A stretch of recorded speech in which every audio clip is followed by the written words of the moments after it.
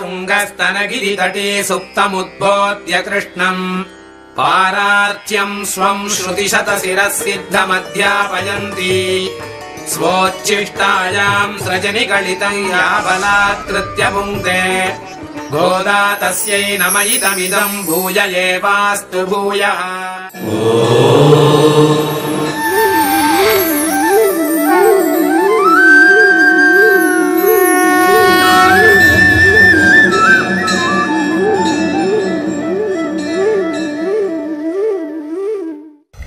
ఓం నమో వెంకటేశాయ.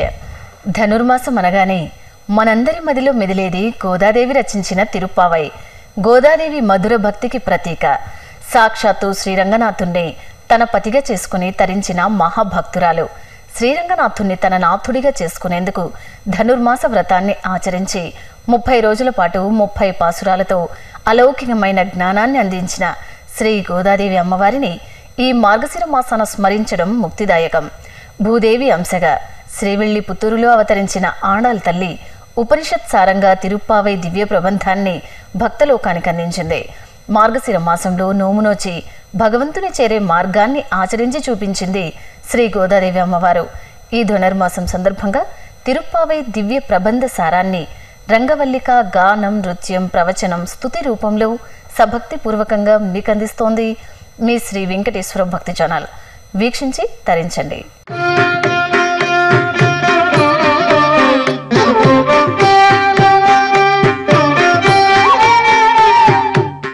ధనుర్మాసం సందర్భంగా తిరుప్పావై పాసురం యొక్క అర్థాన్ని రంగవల్లిక రూపంలో ఇప్పుడు వీక్షిద్దాం.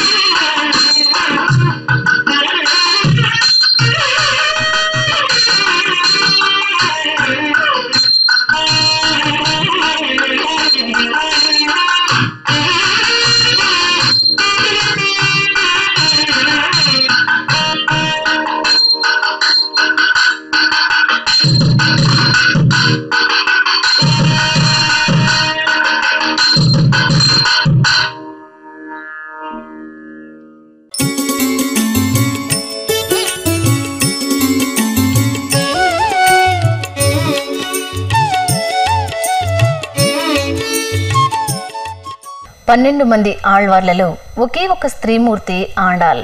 ఆమె రచించిన 30 పాసురాల్లో 22వ పాసురాన్ని విద్యార్థులకు నేర్పుతున్న శ్రీమాన్ లక్ష్మీ నరసింహన్ గారి ద్వారా మనము నేర్చుకుందాం. శ్రీవిల్లి పుత్తూరు అనే ఊరిలో విష్ణుచిత్తులు అనే పేరుగల ఒక భక్తుడుండేవారు. ఆ ఊరి దైవమైన వటపత్రసాయికి రోజూ తులసిమాలికలు కట్టి సమర్పిస్తూ ఉండేవారు. ఆయనకు తులసివనంలో గొప్పు తవ్వుతుండగా ఒక బాలిక దొరికింది. ఆమెయే ఆండాళ్ గోదాదేవి. జనకునికి సీతాదేవి దొరికినట్లుగా తనకు దొరికిన ఈ బాలికను విష్ణుచిత్తులు గోదై అని పిలిచి అల్లారు ముద్దుగా పెంచసాగారు. బాల్యం నుంచి భక్తి వైరాగ్యాలు కలిగి భగవంతుని యందే ఆసక్తి కలిగి ఉండేది. కృష్ణుడినే వివాహం చేసుకొనవలెనని సంకల్పించింది. ఆ కోరిక తీరాలంటే పూర్వం గోపికలు కాత్యాయనీ వ్రతం చేశారని పెద్దల వలన తెలుసుకుని తాను కూడా మార్గశీర్ష స్నానరూపమగు ధనుర్మాస వ్రతమును ఆచరించింది. అదియే 30 పాసురాలతో కూడిన తిరుప్పావై దివ్య ప్రబంధం.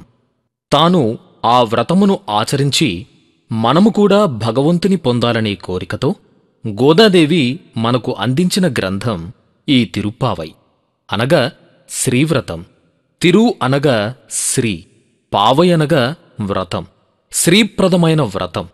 ధనుర్మాసంలో ఉపనిషత్సారమైన ఈ తిరుప్పావైని గానం చేస్తే సకల ఐశ్వర్యాలు సిద్ధిస్తాయి.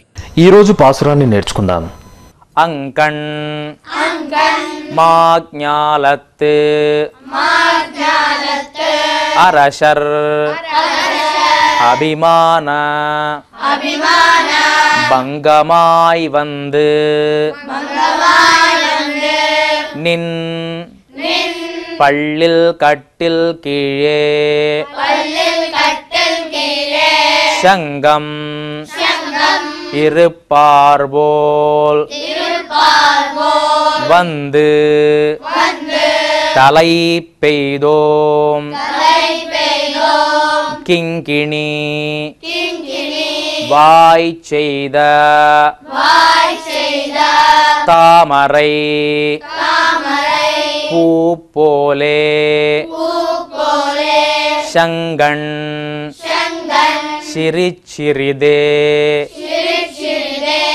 எம்மேல் வீழாவோ திங்களும் ஆதித்யனும் எழுந்தார்போல் அங்கண் இரண்டும் கொண்டு எங்கள் மேல் நோக்குதியேல் எங்கள் மேல் சாபம் இழுந்து ஏலோர் எம்பாவாய். ஆண்டாள் திருவடிகளே శరణం. ఈ పాసురంలో గోదాదేవి శ్రీకృష్ణుని మెల్లమెల్లగా కనులు విప్పి తమను కటాక్షించమని కోరుతున్నారు.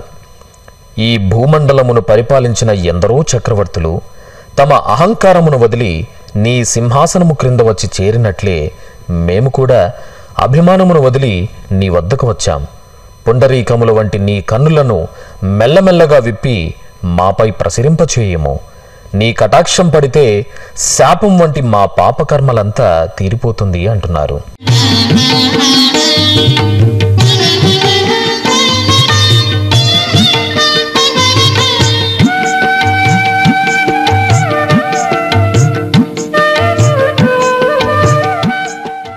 ఈనాటి కార్యక్రమంలో వర్ష శ్రావ్యంగా ఆలపించిన తిరుప్పావై పాసురాన్ని విని ఆనందిద్దాం.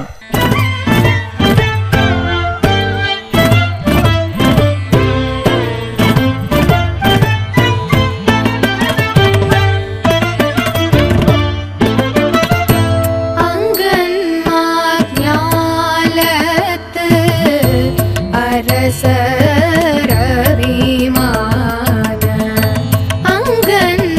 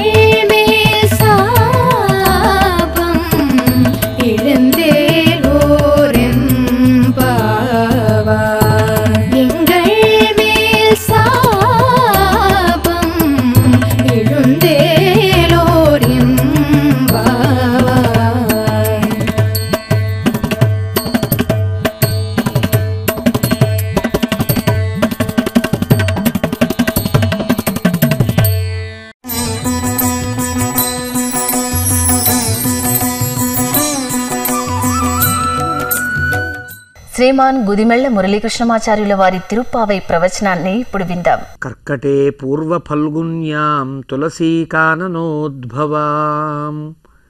పాండ్యే విశ్వంభరాం గోదాం వందే శ్రీరంగనాయకీ.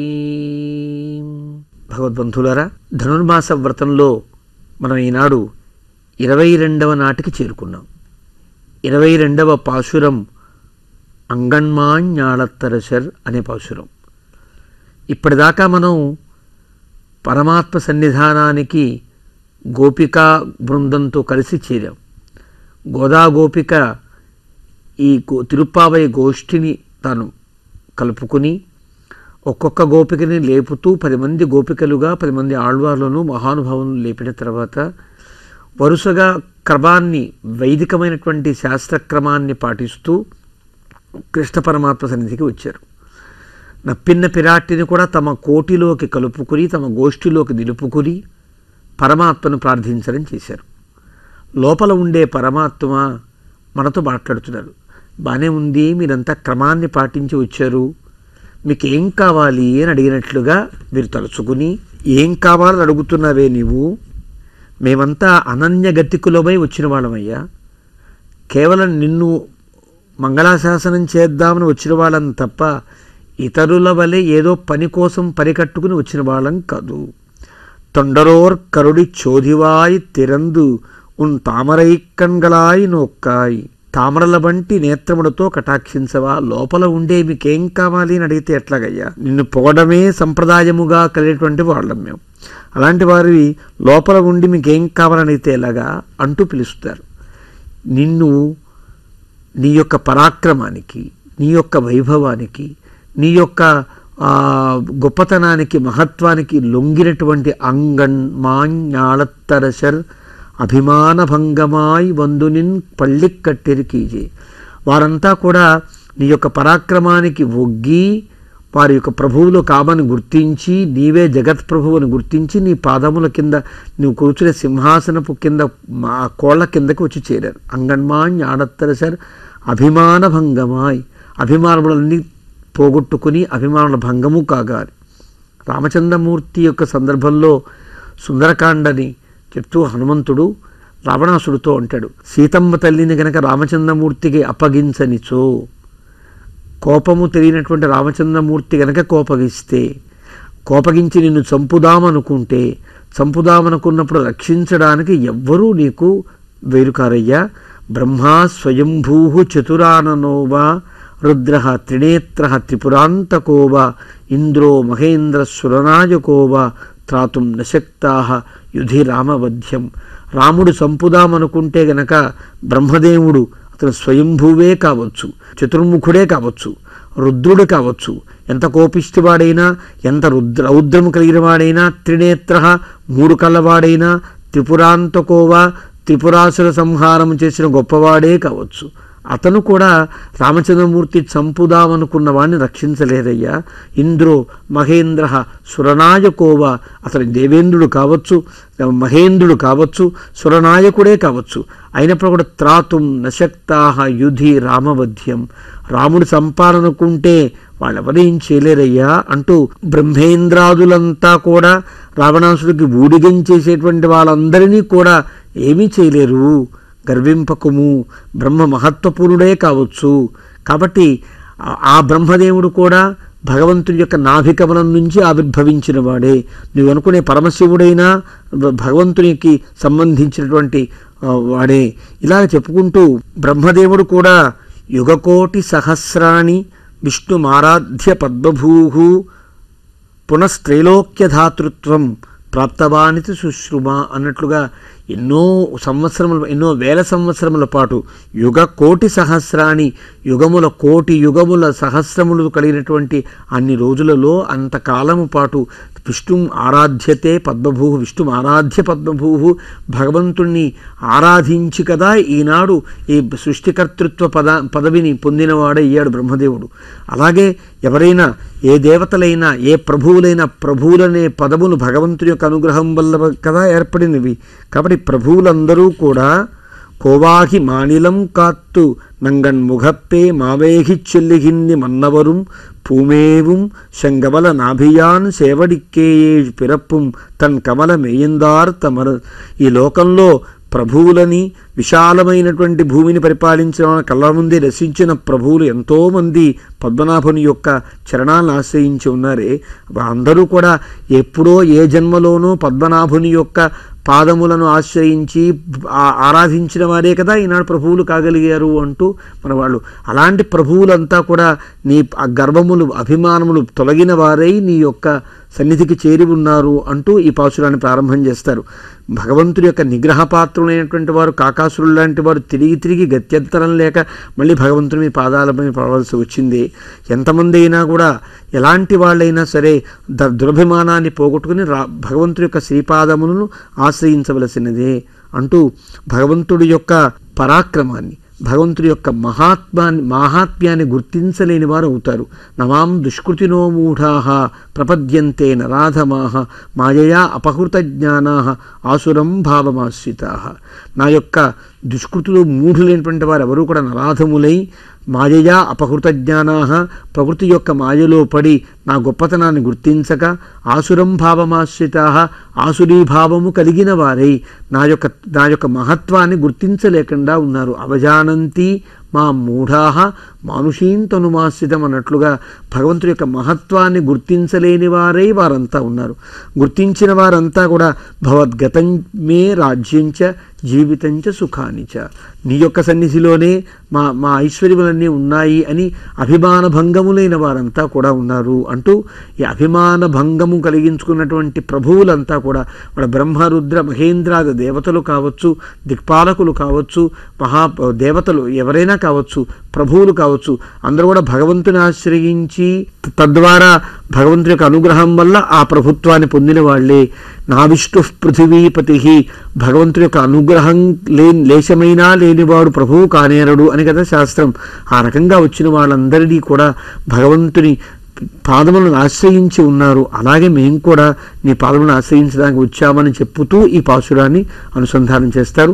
ముందుగా ఈ పాశురాన్ని అనుసంధానం చేసుకుని ఆ తరువాత విశేషార్థాలు తెలుసుకునే ప్రయత్నం చేద్దాం.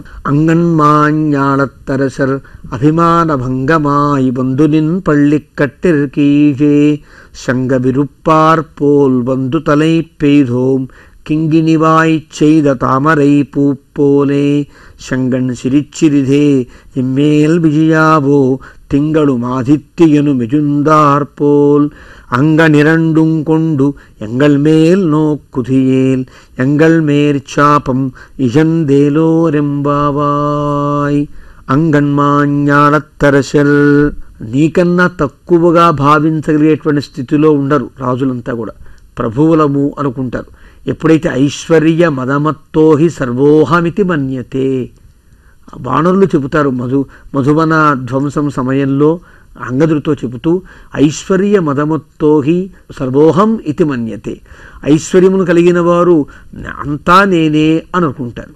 ఈశ్వరోహం అహం భోగి, నేనే గొప్పవాణ్ణి, నేను గొప్ప పరాక్రమవంతుణ్ణి, నేను గొప్ప రాజుని అనుకుంటారు.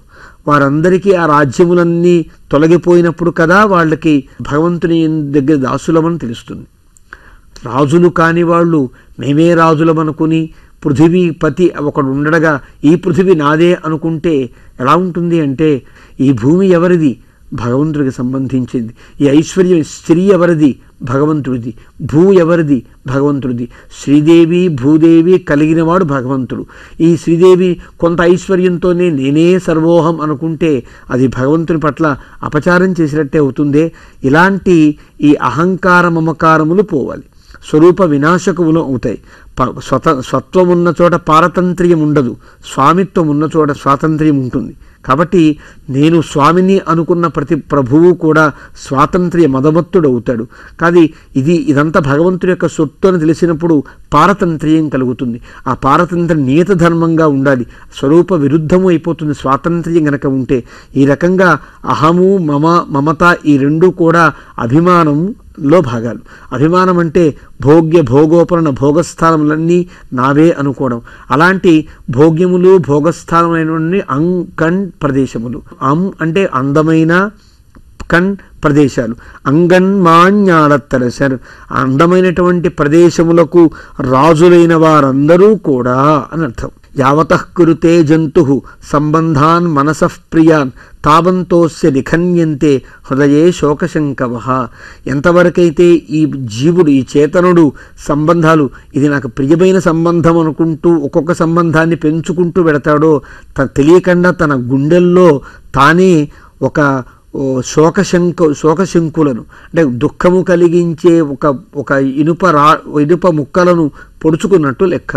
అంటే అర్థం, ఈ సంబంధములు పెరిగిన కొద్దీ ఇవి నావి ఇవి నేను ఇవి నావి అనుకున్న కొద్దీ ఎన్ని మనం నావి అనుకుంటామో అన్ని శంకులని హృదయంలో పడుచుకున్నట్టు లెక్క.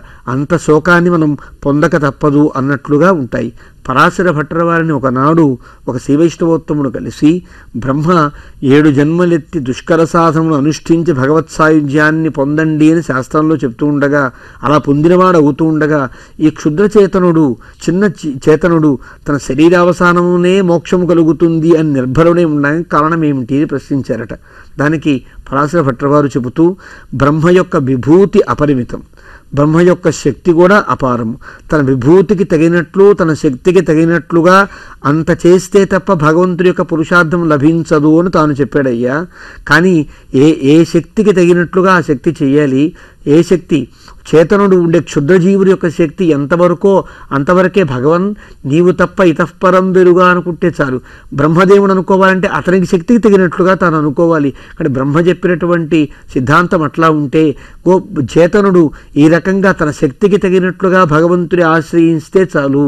ఒక వ్యాపారి ఒక చిన్న కొట్టు పెట్టుకుని తనకు ఉండేటువంటి ప్రదేశంలో పెంటకుప్పలో తనకి తెలియకుండా ఒక పొట్లపాదు పెరిగింది. ఆ పొట్లపాదు పెరిగి అద్భుతంగా కాపు కాయడం ప్రారంభించింది.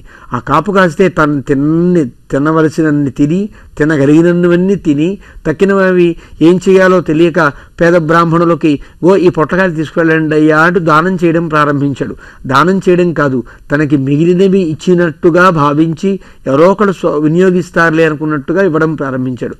ఆ దానితో, ఆ పుణ్యంతో గొప్ప ధనికుడై తాను పుట్టాడు. ఒకనాడు గాలవ మహర్షి, ఇది రామాయణ మహాత్మ్యంలో చెప్పినటువంటి కథ.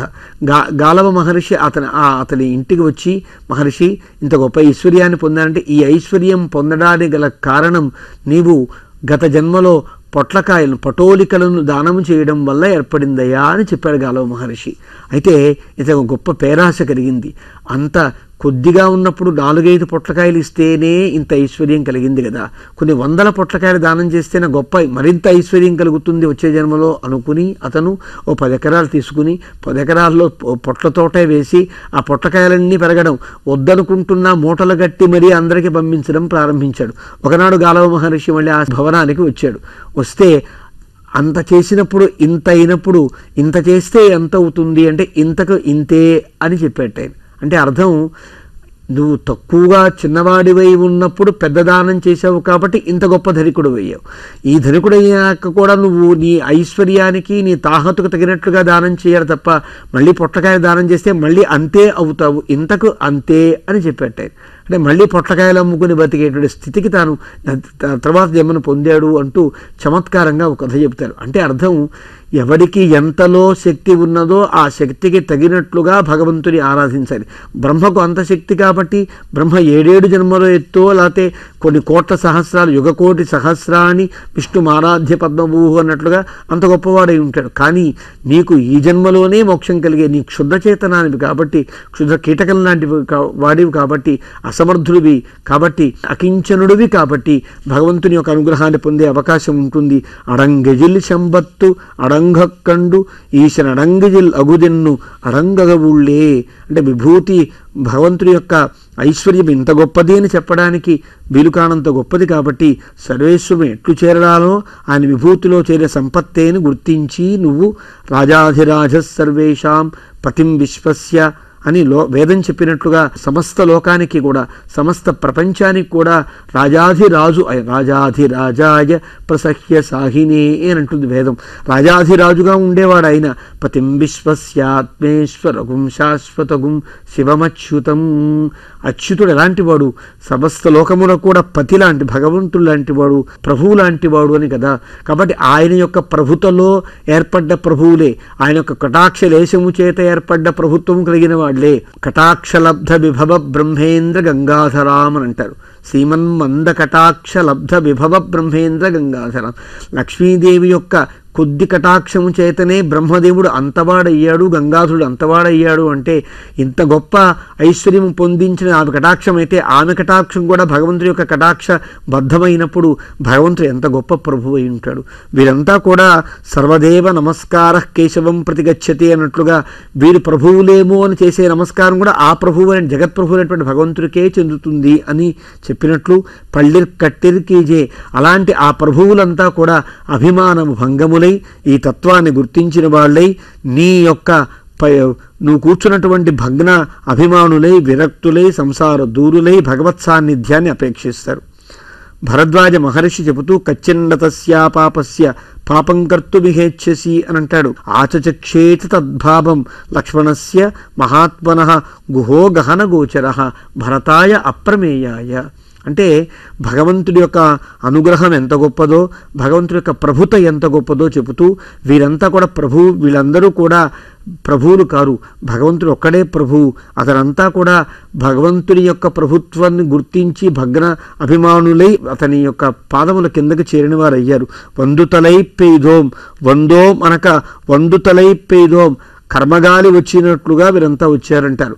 ఉరునాయఘమాయి అనే 4వ పత్తులోని 1వ తిరువాయిముజులో ఒక భ్రష్టుడైనటువంటి రాజ్యభ్రష్టు కలిగినటువంటి ఒక రాజు యొక్క అవస్థని గీతిస్తారు నమ్మాళ్ళవారు.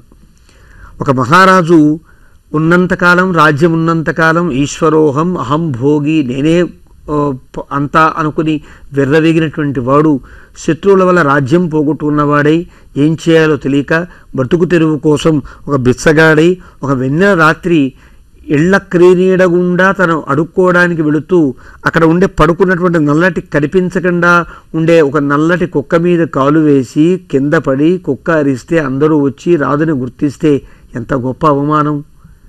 ఇలాగా ఒక రాజు యొక్క భ్రష్టతను కీర్తించి ఆళ్వార్లు ఇలా ప్రభువులంతా ఇలా ఉంటారయ్యా. ఒకప్పుడు ఉన్నదని విర్రబీగుతారు, తర్వాత పోయినదని బాధపడతారు, అవమానాల పాలవుతారు, అభిమానమంతా భంగపరుచుకుంటారు. అలాంటి రాజుల కథ చెప్పి ఇలాంటి రాజులంతా కూడా ఒకనాడు పౌండ్రక వాసుదేవుడు అంతే కదా, నేను కూడా వాసుదేవుణ్ణే అనుకుంటూ ఒక లక్కతో గరుత్మంతుడి వాహనాన్ని చేయించుకుని 2 చేతులు తగిలించుకుని తాను చతుర్భుజుడుగా కీర్తించి నాకు శంఖచక్రాలు ఉన్నాయి, 50 కేజీల బంగారంతో చేసిన చక్రం, 100 కేజీల బంగారంతో చేసిన గద, నాకు గదా పద్మాలు ఉన్నాయి, నాకు శంఖచక్రాలు ఉన్నాయి. కాబట్టి ఓ కృష్ణ, నీవు నీ శంఖచక్రాలు విడిచిపెట్టాయి, నేనే వాసుదేవుణ్ణి, నేనే పరమాత్మని అంటే అంతగా ముచ్చటపడుతున్నావు కదా, శంఖచక్రాలు విడిచిపెడతానంటూ తన శంఖచక్రాలు విడిచిపెట్టి పౌండ్రక వాసుదేవుణ్ణి హతమార్చినట్లుగా మనకి విష్ణుపురాణ హరివంశం లాంటి కథల్లో మనకి తెలుస్తుంది. పౌండ్రక వాసుదేవుడిని హతమార్చినవాడు పరమాత్మ. అంటే వీరంతా కూడా అభిమాన భంగములు కలిగి భగవంతుని యొక్క నిన్ పళ్ళిల్ కట్టిర్ కీజే, నువ్వు కూర్చున్నటువంటి మంచపు కోళ్ల కింద వాళ్ళు అణిగిమణిగి ఉన్నారయ్యా.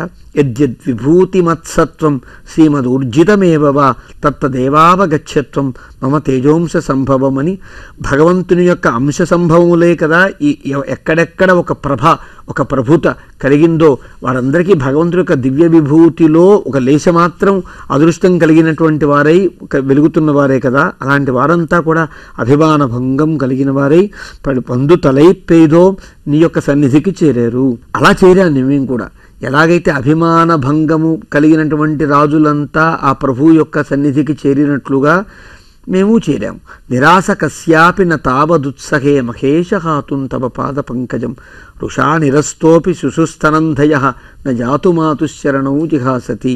మేమంతా నీకు ఎలా చేరామంటే ఒక్కోసారి రుషా నిరస్త అపి శిశుస్తనంధయ, తల్లికి కోపం వచ్చి తన పాదాలు పట్టుకున్నటువంటి ఆ పిల్లవాడిని కొంచెం వెదల్చుకుంటే ఆ ఏడిచే పిల్లవాడు మళ్ళీ ఆ తల్లి పాదాలే పట్టుకుని విడవకుండా ఎలా అయితే ఏడుస్తాడో, మేమంతా కూడా నువ్వు కోపగించినా నీవు కాదని వెదల్చినా కూడా మళ్ళీ నీ పాదములని పట్టుకుని ఉన్నవాళ్ళమే అంటూ ఆవిడ గోదమ్మ తల్లి వందు తలైప్పేదో నీ యొక్క అనుగ్రహం కోసమే నీ దగ్గరికి వచ్చాము.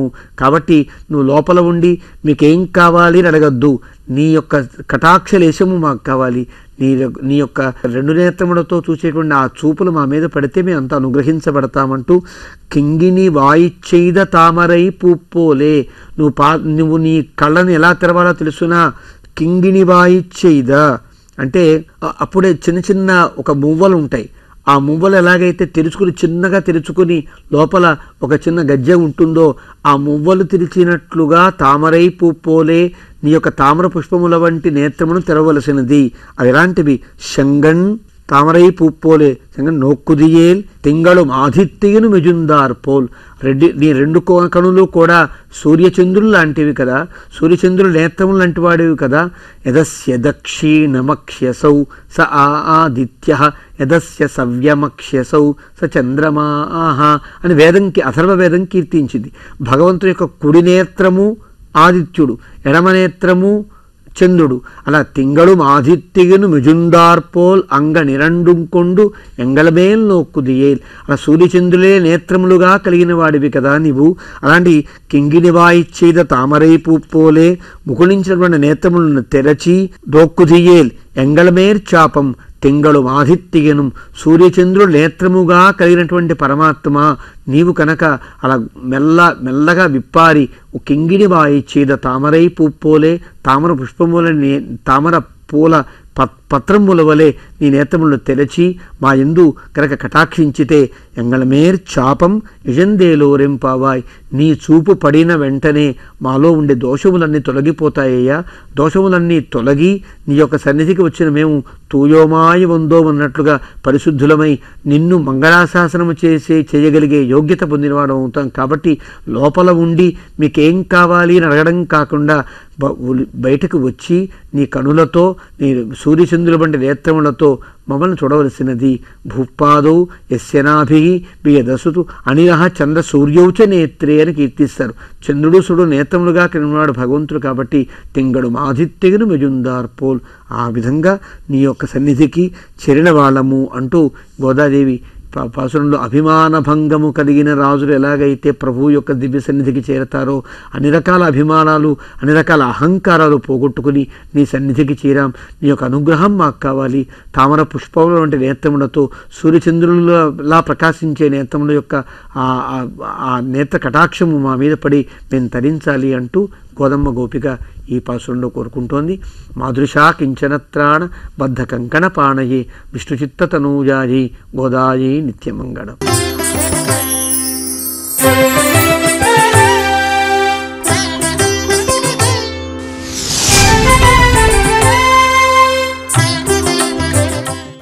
ఇప్పుడు తిరుపావై పాసుర వైభవాన్ని తెలిపే నృత్యాభినయనాన్ని వీక్షిద్దాం.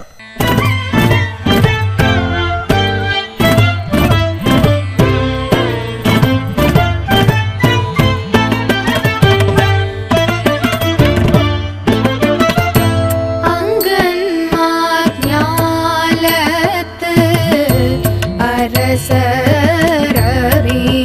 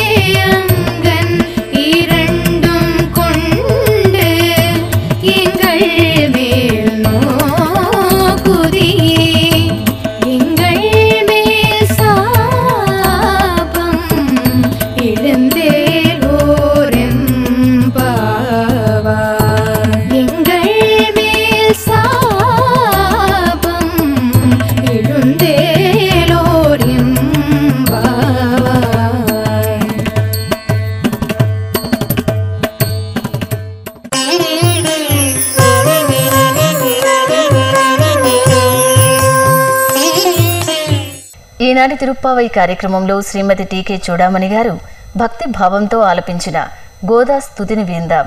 ఉల్లాస పల్లవిత పాలిత సప్తలోకీ నిర్వాహ కోరకిత నేమ కటాక్షలీలా శ్రీరంగ హర్మ్యతల మంగళ దీపరేఖా శ్రీరంగరాజమహిషీం శ్రియమాశ్రయామః.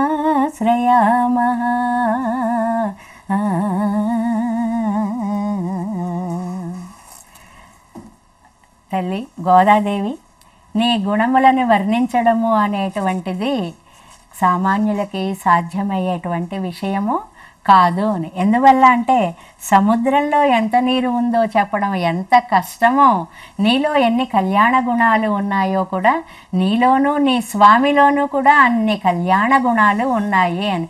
వాటిని లెక్కించడము అనేటువంటిది మా వంటి వారికి సాధ్యమైనటువంటి విషయం.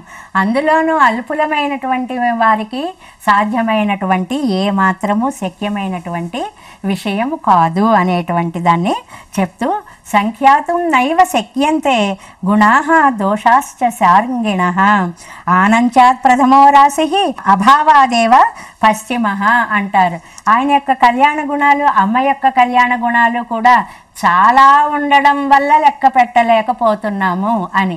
మరి దుర్గుణాలు లెక్క పెడదాము అంటే అసలు కష్టంగా ఉందంటే ఒక్కటి కూడా లేకపోవడం వల్ల. మొదటివి ఎక్కువ ఉండడం వల్ల లెక్క పెట్టలేకపోతున్నాం కళ్యాణ గుణాలు. రెండో రకమైనవి అసలు లేకపోవడం వల్ల లెక్క పెట్టలేకపోతున్నాము అనేటువంటి విషయాన్ని చెప్తూ, ఇక్కడ ఈనాడు 21వ శ్లోకంలో వేదాంత దేశికులు మనకి దండల మార్పు, శ్రీరంగనాథుని యొక్క దండ అమ్మవారి మెడలోనూ, అమ్మ ధరించినటువంటి దండను అయ్యవారి మెడలోనూ మార్చడం, మనం అందరం కూడా నిత్య కళ్యాణాలను సేవిస్తున్నాము. ఇది ఒక విశేషమైనటువంటి ఘట్టంగా, ప్రత్యేకంగా ఈ దండలని మార్చడము అనేటువంటిది మనం ఆ కళ్యాణ సేవలో చూస్తూ ఉంటాము. విడిగా కూడా కళ్యాణాలు జరుగుతూ ఉన్నప్పుడు అసలు ఈ మాలని తీసుకొని రావడం దగ్గర నుంచే ఇరువైపుల వారు కూడా నాట్యాలు చేసుకుంటూ వారి వారి యొక్క వైభవాన్ని చాటుకుంటూ వారి యొక్క దండలలోనే వారి యొక్క భక్తి ప్రపత్తులని తెలిసేలా అంత గొప్ప గొప్ప దండలను తీసుకొస్తూ మధురంగా ఉండేటువంటి వాద్య బృందంతో సహా నాట్యాలు చేసుకుంటూ మాలని తీసుకురావడం దగ్గర నుంచే ఒక కథ, వినూత్నమైనటువంటి ఉత్సాహం అనేటువంటిది మనకు కలిగేలా చేస్తారు. అంత ఆనందంగా తీసుకొచ్చినటువంటి ఆ దండలని వధూవరులకు వేసిన తర్వాత ఒకరి మాలని ఒకరికి మార్చడము అనేటువంటి చాలా ప్రత్యేకమైనటువంటి ఘట్టం. ఆ ఘట్టాన్ని తీసుకునే వేదాంత దేశకుల వారి ఈనాటి శ్లోకంలో మనకి ఆ అందాన్ని అందిస్తున్నారు. రంగేశ్వరస్య తవ చ ప్రణయానుబంధాత్ అన్యోన్యమాల్య పరివృత్తిమభిష్టువంతః వాచాలయంతి వసుధే రసికా స్త్రీలోకీం న్యూనాధికత్వ సమతా విషయైః వివాదైః. ఈ దండలని మార్చడము అనేటువంటి ఘట్టం వచ్చేటప్పటికిట మావాడు గొప్ప, మా అమ్మాయి గొప్ప, వరుడు గొప్ప, వధువు గొప్ప అని ఉన్న జనం అందరూ కూడా అటు ఇటు సగం సగం మందిగా అయిపోయి ముందు ఎవరు ఎవరికి దండ వేయాలి, ఎవరు ఎవరికి వేయాలి, అక్కడి నుంచి మొదలవుతుందిట ఈ క్రీడ అంతా కూడా. ఎందుకని ఇక్కడ దైవ విషయంలో రంగేశ్వరస్య తవచ ప్రణయానుబంధాత్, మీ మధ్య ఉండేటువంటి ప్రణయ వృత్తాంతము అమ్మ స్వయంగా వరించి, అమ్మ చేసినటువంటి గొప్ప పనులు, మనిషిగా పుట్టిన వాళ్ళం కూడా భగవత్ తత్వాన్ని మనము మానుష రూపంగా ప్రత్యక్షం చేసుకొని వివాహం చేసుకోగలము అని లోకానికి అర్చావైభవాన్నంతటినీ చాటినటువంటి తల్లి, ఇంత ప్రేమని లోకానికి నిరూపించినటువంటి ఆ వధూవరుల మధ్య పుష్పాల యొక్క మాలలని మార్చడము అనేటువంటి ఘట్టం అత్యంత రమణీయంగా మనకి ఉంటుంది అని. అది చూసినటువంటి వాళ్ళుట వాచాలయంతి వసుధే రసికాః త్రిలోకీం న్యూనాధికత్వ సమతా విషయై వివాదై. వాళ్ళుట 3 విషయాలు, ఈ వధూవరులు ఇద్దరిలో ఇద్దరూ సమానమా, ఒకరు ఎక్కువ ఒకరు తక్కువ అనేటువంటి 3 విషయాలని గురించి ఆలోచిస్తూ మా వరుడే ఎక్కువ అంటారట అబ్బాయి తరఫు వాళ్ళందరూ కూడా. ఏం కాదు, అమ్మాయే చాలా గొప్ప అందంగా ఉంది, అసలు అబ్బాయి కంటే కూడా అన్ని విధాల అమ్మాయి గొప్పతనమే కనిపిస్తోంది అని ఆ వైపు వాళ్ళు ఆవిడ యొక్క వైభవాన్ని చాటుకుంటూ ఉంటారట. వాచాలయంతి, వాదోపవాదాలు అనమాట. ఇంకా కాదు మేం గొప్ప అంటే మేం గొప్ప అన్నంత వరకు వెళ్ళిపోతాం. మనం ఈనాడు వివాహ వేడుకల్లో సందర్శిస్తూ ఉంటాము, తలంబరాల దగ్గర అక్కడ కూడా మనం వెనకపడకూడదు, నువ్వు నిరూపించుకోవాలి నీ గొప్పతనం అని అబ్బాయిని అంటుంటే మనమేం తక్కువ తిన్నామంటూ అమ్మాయి వైపు వాళ్ళు కూడా పోటీలు పడి ఆ తలంబ్రాల కార్యక్రమాన్ని అంతటినీ కూడా నిర్వహిస్తూ ఉంటారు. ఈ తీరా వాళ్ళిద్దరూ మార్చుకున్న తర్వాత మన హడావిడే మిగులుతుంది, కానీ వాళ్ళిద్దరూ వాళ్ళ లోకల్లో వాళ్ళు ఉంటారు. మనం వారిద్దరిని చూసేటువంటి సౌభాగ్యం ఇక్కడ గోదా రంగనాథుల విషయంలో మనకి దొరుకుతుంది అని చెప్పి వేదాంత దేశికులు చమత్కరిస్తున్నారు అని. సరే, ముందుగా దండలు వేయిస్తున్నారట వాళ్ళిద్దరికీ కూడాను. రంగనాథుడు పక్కన ఉన్నటువంటి గోదా మెడలో అందమైనటువంటి దండని వేశాడు. అలా వేస్తుంటే వెంటనే అబ్బాయి తరఫు వాళ్ళందరూ కూడా అంటారట, చూసారా అసలు మా వాడు లేవడంలో ఆ టీవీ చూసారా ఎంత అందంగా వేశాడో, ఎంత అలవోకగా వేసేశాడో. అసలు అబ్బాయి అంటేనే లోకంలో ఆ స్థాయే వేరు, రంగనాథుడి యొక్క స్థితే వేరు అని చెప్పి చాలా ఉదాత్తంగా రంగనాథుడిని పొగుడుకుంటూ గర్వంగా మగపెళ్లివారం అనేటువంటి ఆ ఇదిని స్ఫురింపచేస్తూ మాట్లాడారట కాసేపు వాళ్ళు. ఉండండి, అంత తొందరపడిపోకండి, జరిగేది చూడండి అంటున్నారట ఇటువైపు అమ్మాయి తరఫు వాళ్ళందరూ కూడా. అప్పుడు నెమ్మదిగా అతనంటే పక్కనకి ఇలా వేసేశాడు, కానీ అమ్మాయినిట లేవమని ఎదురుకుండా నిలబడి మెడలో దండ వేయిస్తున్నారట. అలా వేసినప్పుడు గోదాదేవి లేవడము, దండని తీసుకోవడము, మెడలో ఉంచడము, ఈ ఒక్కొక్కటి ఒక్కొక్క భంగిమగా చూసేవారికి రకరకాల విన్యాసాలు కనిపించేటప్పటికీ ఇటువైపు వాళ్ళు అంటారట, అబ్బాయిదేముంది వేసేసాడు దండ, క్షణంలో అయిపోయింది. మా గోదాదేవి చూడండి అసలు ఎంత అందంగా లేచింది, ఒక వయ్యారాల ఒక మూటలాగా లేచింది. అందమైన ఆ కట్టు, ఆ రూపం, ఆ దండ వేసేటువంటి పద్ధతి ఎంత మురిపెంగా వేసిందో స్వామి కళ్ళు తిప్పుకోలేకపోయాడు. అదండి సౌందర్యం అంటే. కాబట్టి మా అమ్మాయి వేసినంత అందంగా ఎవరు వేయలేరు అని అమ్మ వైపు నుంచి వీళ్ళందరూ కూడా అమ్మని పొగడడం మొదలు పెట్టారట. అంటే ఏమిటి స్వయంవరము, ఏమిటి దండలు మార్చుకోవడము అంటే మనకి ఉపనిషత్తు ఒక అందమైనటువంటి మాట చెప్తుంది. జీవుడు భగవంతుడిని వరించడం కాదు, భగవంతుడే జీవకోటిలో ఒక్కొక్కసారి ఒక్కొక్కరిని వరిస్తూ ఉంటాడే.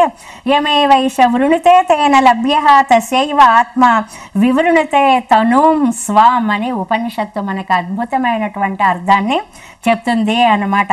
అంటే అన్నీ వినడాలు చేయడాలు ఇవన్నీ కూడా భగవంతుడిని చేరడానికి సాధనాలే అయినప్పటికీ కూడా భగవంతుడు ఏ జీవుణ్ణైతే వరిస్తాడో అతడికి మోక్షప్రాప్తి అనేటువంటిది తప్పదు, మోక్షం అనేటువంటిది కరతలామలకం అవుతుంది అనేటువంటి విషయాన్ని ఉపనిషత్తు మనకి అందిస్తుంది. కాబట్టి భగవంతుడు మనని వరించాలి, జీవాత్మని భగవంతుడే వచ్చి వరించాలి. ఈ మాలికలని మార్చుకోవడంలో భగవంతుడు ఎవరి మెడలో ఈ దండ వేస్తాడా అని మనం ఎప్పటికప్పుడే ఎదురు చూస్తూ ఉండాలి. ఏమిటి మనకు ఆయన దండ వేయడము అంటే ఆయన అనుగ్రహాన్ని మనపై వర్షించడమే అనేటువంటిది. ఏమిటి ఈయనకేవో అష్టగుణాలు ఉన్నాయి స్వామిలో అని ఆయన యొక్క గొప్పతనాన్ని గురించి మనకి చెప్తూ 6 గుణాలు అక్కర్లేనివి అని చెప్పి ఆ కూడని గుణాలు ఆయన దగ్గర లేవు. అపహత పాప్మ, విజరహ, విమృత్యు, విశోక, విజిగచ్చ, అపిపాసుహ అనేటువంటి లక్షణాలని చెప్తూ 2 కళ్యాణ గుణాలని, సత్యకామ, సత్య సంకల్ప అనేటువంటివి 2 కళ్యాణ గుణాలుగా ఆయనకు ఉన్నట్లుగా చెప్తారు. అని అంటే స్వామికే ఒక 8 గుణాలని చెప్తే అమ్మకి ఉండేటువంటివి శతాధిక గుణములు అని ఆయనకి చెప్పడానికి కొంచెమే కాబట్టి లెక్క పెట్టేశాం చెప్పేశాం. అమ్మగారికి ఎన్ని గుణాలున్నాయో సంఖ్యాతం నైవ శక్యంతే, లెక్క పెట్టడానికి సాధ్యం కాదు. కాబట్టి ఎన్నో అనేటువంటి ఒక మాటతోటే సరిపోయింది. మా అమ్మ దగ్గర అన్ని కళ్యాణ గుణాలున్నాయి. అసలు ఇన్ని మాటలు ఎందుకండి? చాలా గొప్పవాడు ప్రపంచానికే అని గుర్తింపబడినటువంటి మీ అయ్యగారు మా అమ్మ కటాక్షం కోసం ఎదురు చూస్తున్నాడు అంటేనే మా అమ్మ ఎంత గొప్పదో తెలుస్తోంది అని గోదాదేవి యొక్క వైభవాన్ని గురించి అద్భుతంగా ఒక్క మాటలో అమ్మ వైభవాన్ని మనకి చాటి చెప్తారు అని. ఏమిటి, అంతేకాదు అసలు మనం స్వామిని గురించి అప్పుడు వాళ్ళిద్దరూ సరే ఒకళ్ళకొకళ్ళు దండలు మార్చేసుకున్నారట. ఆ మార్చేసుకున్నప్పుడు ఇంతవరకు వీళ్ళు పోటీ పడిన విషయాలు వాళ్ళు ఇద్దరూ సమానులా, ఒకళ్ళు ఎక్కువ ఒకళ్ళు తక్కువ అని 3 విషయాలలో వీళ్ళు ఒకరితో ఒకరు గొడవ పడుతూ వస్తున్నారు అని. ఈ దండల మార్పు అయిపోయిన తర్వాత వాళ్ళిద్దరూ ఒకటైన తర్వాత వాళ్ళు ఇద్దరూ కూడా ఒకరుగా మనకి కనిపించినప్పుడు ఇంకా మిగిలిన వాళ్ళందరూ కూడా ఇంకా మన పని ఇక్కడ లేదు అని ఎవరి దారిన వాళ్ళు వస్తారు అని చెప్పుకుంటున్నట్లుగా ఇక్కడ తం దుర్దర్శం గూఢం అనుప్రవిష్టం తద్ యథా నిహితం హిరణ్య నిధిం అని ఆ భగవత్ స్వరూపాన్ని ఒక నిధిని మనం దర్శించినట్లుగా భక్తి అనే ఒక సిద్ధాంజనంతో ఆ లక్ష్మీనారాయణ తత్వం అనేటువంటి నిధిని మనం కనిపెడతాము అని. అదే శ్రీపరాశర భట్టరు వారు కూడా శ్రీగుణ రత్నకోశము అనేటువంటి గ్రంథంలో మనసి విలసితాక్షణ భక్తి సిద్ధ అంజనేన శృతి శిరసిని గూఢం లక్ష్మితే వీక్షమాణాః నిధిమివ మహిమానం భుంజతే ఏపి ధన్యాః నను భగవతి దైవీం సంపదం తే భిజాతాః అని అద్భుతమైనటువంటి శ్లోకంలో ఒక కొండల్లో ఎక్కడో ఒక నిధి ఉంది అంటారు. దాన్ని చూడాలి అంటే అంజనము అనేటువంటిది ఒకటి కళ్ళకి పెడతారు. అది పెట్టుకుని గనుక పెడితే ఆ లోపల ఉండేటువంటి నిధులన్నీ కూడా మనకి కనిపిస్తాయి. భూమిలో నిధులు దాగి ఉన్నా కూడా వాటికి కూడా అంజనాలు వేశారండి అంటారు. అంజనాలు వేయడము అంటే పైకి కనిపించక లోపల నిక్షిప్తములై ఉన్న వాటిని కూడా దర్శింపచేసేటువంటి ఒక శక్తి అన్నమాట. మనకి తెలిసే ఉదాహరణలు మనం ఎలా చెప్పుకుందామంటే ఎక్స్రేస్ ఉన్నాయనుకోండి, ఇవాళ మనకు అన్నీ కూడా లోపల శరీరంలో దాగి ఉండేటువంటి వాటిని సులభంగా తెలియడం కోసం ఎన్ని యంత్రాలు వచ్చాయి. అవి ఏం చేస్తున్నాయి, మనం మనుషులుగా పైకి ఇలా ఉండగానే లోపల ఏమేం జరుగుతున్నాయో పైకి స్పష్టంగా ఎలా చూపించగలుగుతున్నాయి. మానవుడు కనిపెట్టిన ఈ యంత్రాలకే ఇంత శక్తి ఉంటే భగవత్ శక్తిని గురించి మనం చెప్పుకోదగినది, చెప్పుకోదగినంత మనకి లభ్యమైనంత శక్తి సాధ్యమైనంత విషయం ఎక్కడ ఉంటుంది? అలాంటి అత్యద్భుతమైనటువంటి దివ్య మహిమాన్వితమైనది అమ్మ యొక్క మహిమ, స్వామి యొక్క మహిమ కూడా అలాంటిది అని చెప్పి లక్ష్మీనారాయణ తత్వ వైభవాన్ని గురించి మనకి చెప్తూ ఎవరు ఎక్కువ ఎవరు తక్కువ అనేటువంటి దాన్ని మనమేమి నిర్ణయించలేము. శ్రీ వైభవాన్ని ప్రత్యేకంగా మనం చెప్పుకోవలసి వస్తే ఆయన కూడా యద్భ్రూభంగా ప్రమాణం స్థిరచర రచన తారతమ్యే మురారేహే అని లోకాలను నడిపించేటువంటి స్వామి ఆమె యొక్క కనుబొమల కదలికలకి అనుగుణంగా సృష్టి వ్యాపారాలన్నీ చేయడము అనేటువంటి మాట ఒక్కటి చెప్పుకుంటే అమ్మ ఎంత గొప్పదో మనకి తెలిసిపోతోంది కదా అనేటువంటి విషయాన్ని మనకి అందిస్తూ ఎక్కువ తక్కువలు కాదండి, అమ్మలో ఉండేది ప్రేమ తత్వము. ఈ ప్రేమ అనేటువంటిది అవతల స్వామిని కూడా అదే ప్రేమతత్వంతో కట్టిపడివేసి మనలో ఉండేటువంటి దోషాలు ఆయన పట్టించుకోకుండా చేసేటువంటి ఒక విచిత్రమైన శక్తి అమ్మ దగ్గర దాగి ఉంది. కాబట్టి ఒకే తాడు, ప్రేమ అనేటువంటిది ఒకే తాడు.